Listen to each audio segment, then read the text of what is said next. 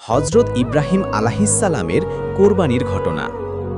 হজরত ইব্রাহিম আলাহিসাল্লাম ছিলেন আল্লাহর এক নির্বাচিত নবী। ছোটবেলা থেকেই তিনি মূর্তি পূজা ঘৃণা করতেন এবং সর্বদা সত্যের অনুসন্ধান করতেন।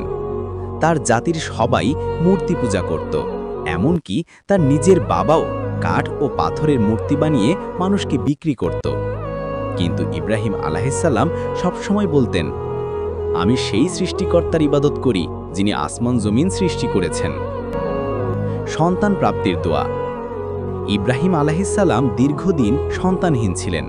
তিনি আল্লাহর কাছে দোয়া করতেন, হে আমার পালনকর্তা, আমাকে সৎ সন্তান দান করুন।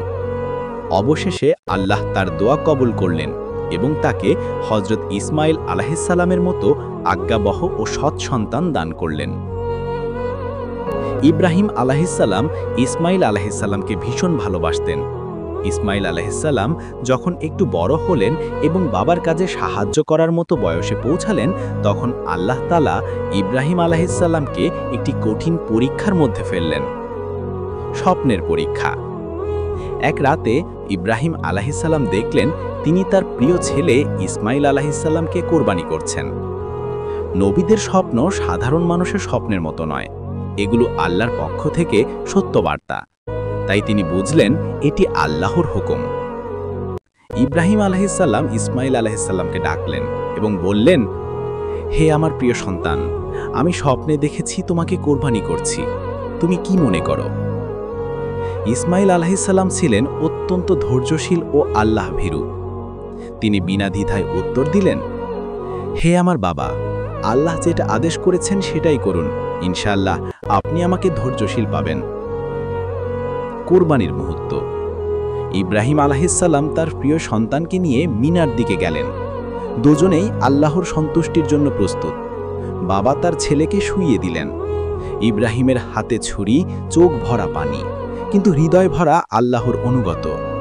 যখন তিনি ছুরি চালাতে গেলেন, আল্লাহর হুকুম হলো, হে ইব্রাহিম, তুমি স্বপ্ন সত্যি করে দেখালে, তোমার পরীক্ষা আমরা গ্রহণ করেছি। সঙ্গে সঙ্গে ইসমাইল আলাইহিসসালামের পরিবর্তে একটি বড় দুম্বা কোরবানির জন্য পাঠানো হলো। আল্লাহর পক্ষ থেকে পুরস্কার। আল্লাহ তাআলা ঘোষণা করলেন, আমরা এভাবেই সৎ কর্মশীলদের প্রতিদান দেই। এই মহান ঘটনার স্মৃতি ধরে রাখার জন্যই প্রতি বছর মুসলমানরা ঈদুল আজহায় পশু কোরবানি করে থাকে। আমাদের জন্য শিক্ষা। ১. আল্লাহর আদেশই সবচেয়ে বড়, আমাদের নিজের ইচ্ছা নয়। ২. জীবনে অনেক সময় বড় ত্যাগ স্বীকার করতে হয়, তবুও আল্লাহর হুকুম মানতে হবে। ৩. কোরবানির মূল শিক্ষা হল আল্লাহর সন্তুষ্টির জন্য ত্যাগ করা। ৪. ধৈর্য, অনুগত ও ঈমানই একজন মুমিনের সবচেয়ে বড় শক্তি। আরও নিত্য নতুন ইসলামিক গল্প ও শিক্ষণীয় কন্টেন্ট পেতে আমাদের চ্যানেল এমডি সাওয়াল মাইস 08 এর সাথেই থাকুন।